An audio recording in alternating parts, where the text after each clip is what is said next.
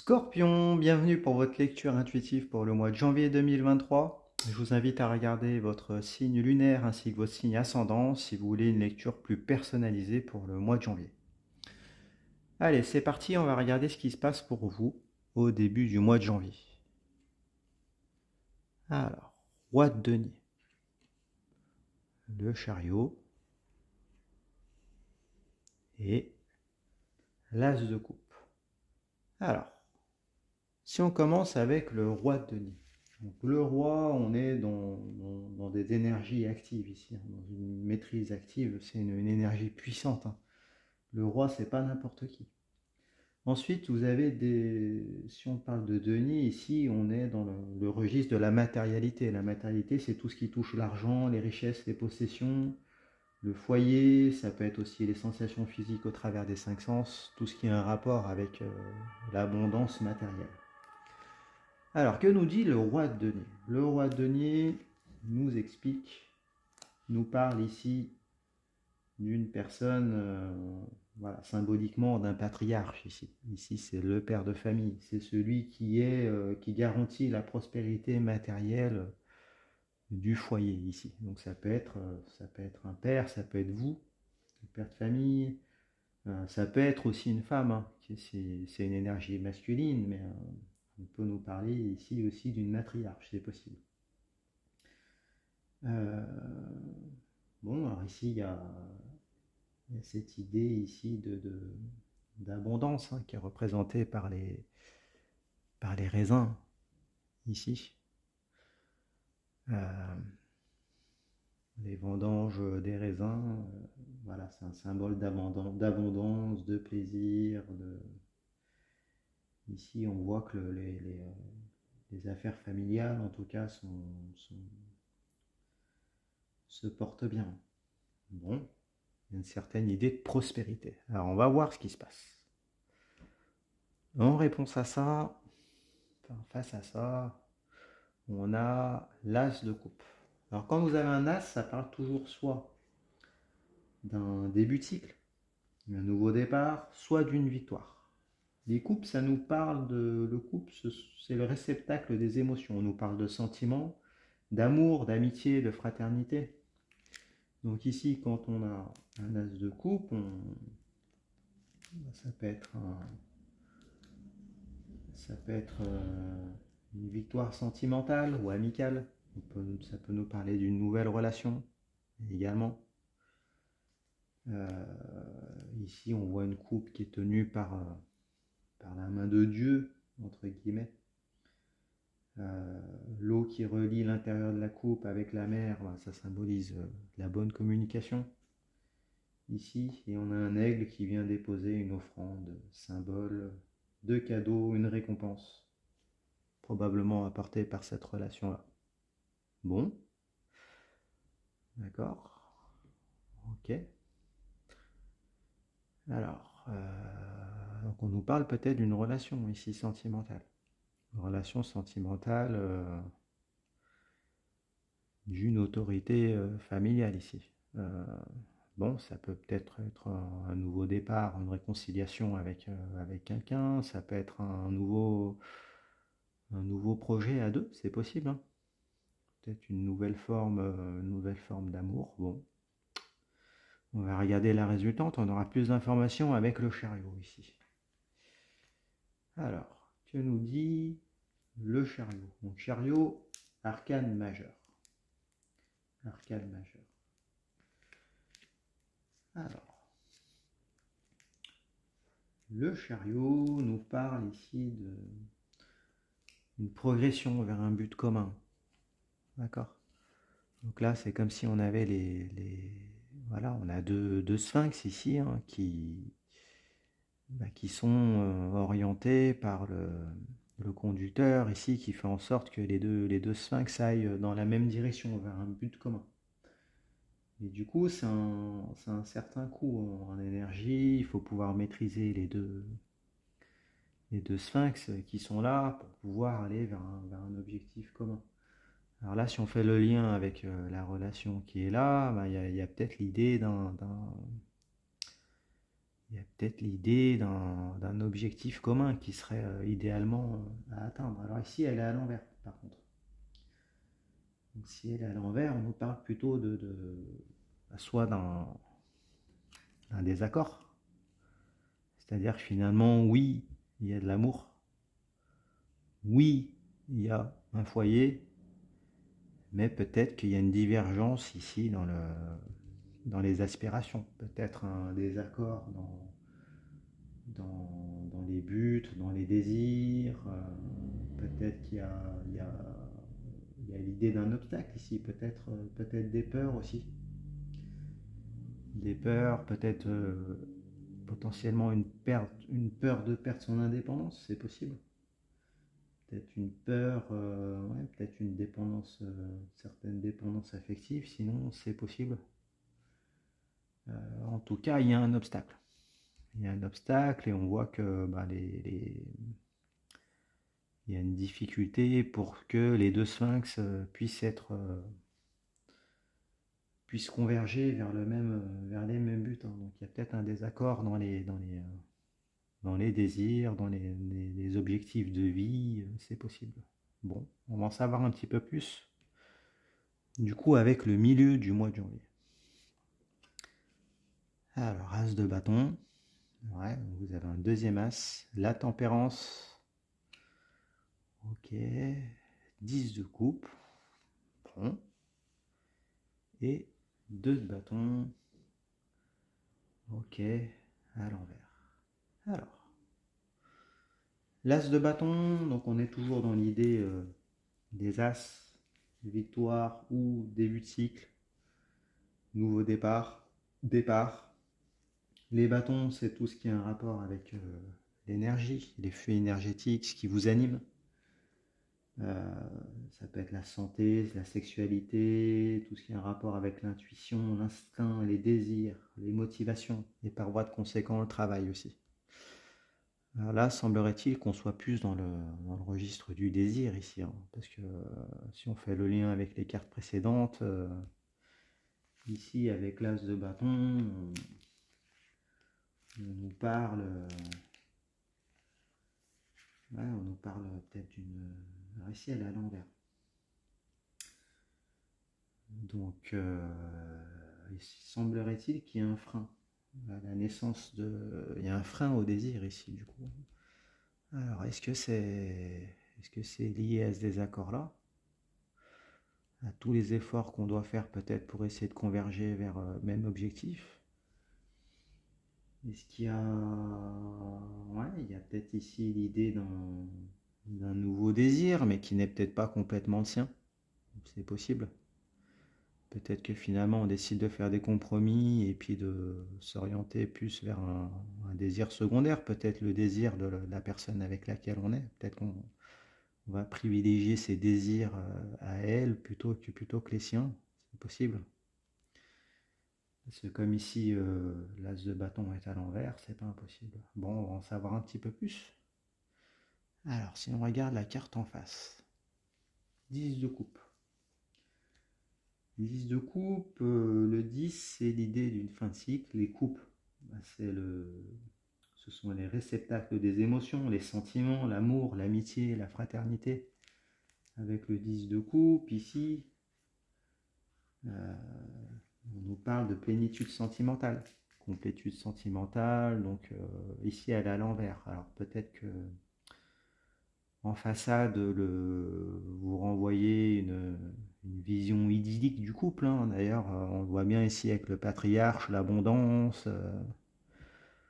On voit bien qu'il voilà, les sentiments sont présents. Ici, malgré un obstacle. Alors peut-être qu'ici, il y a eu un obstacle, mais du coup, on a quand même renouvelé ses sentiments, malgré cet obstacle. Donc on fait des concessions, on s'oriente plutôt on change d'objectif, on va plutôt converger vers les objectifs de son partenaire, c'est possible. Et donc du coup, on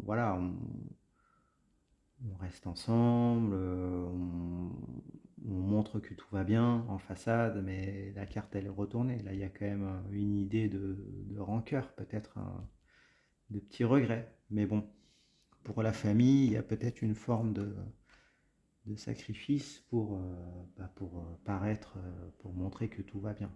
C'est possible. Bon. Alors, regardons un peu plus loin, la tempérance. Arcane majeur, la tempérance. Alors, elle est à l'envers. Bon. Alors, la tempérance ici,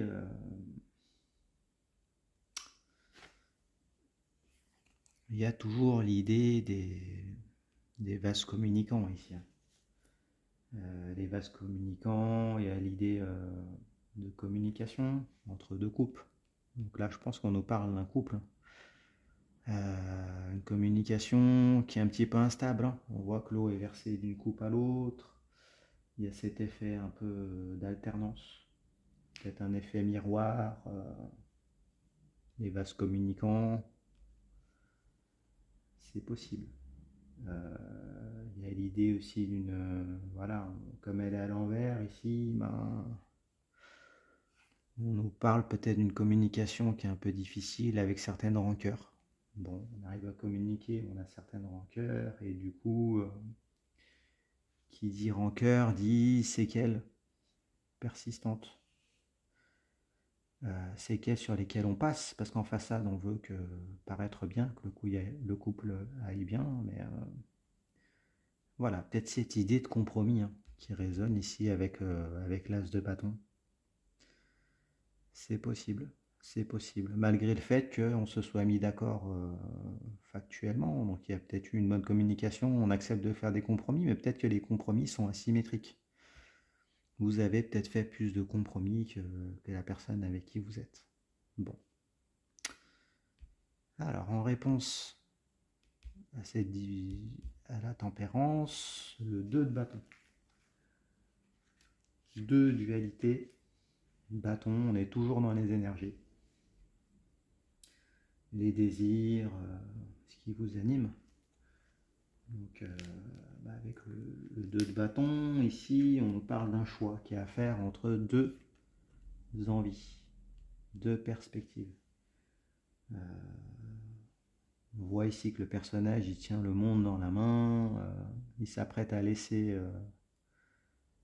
une envie précédente, un désir, et peut-être prendre un bâton de pèlerinage, donc aller vers une nouvelle envie et envisager de se lancer pour parcourir le monde.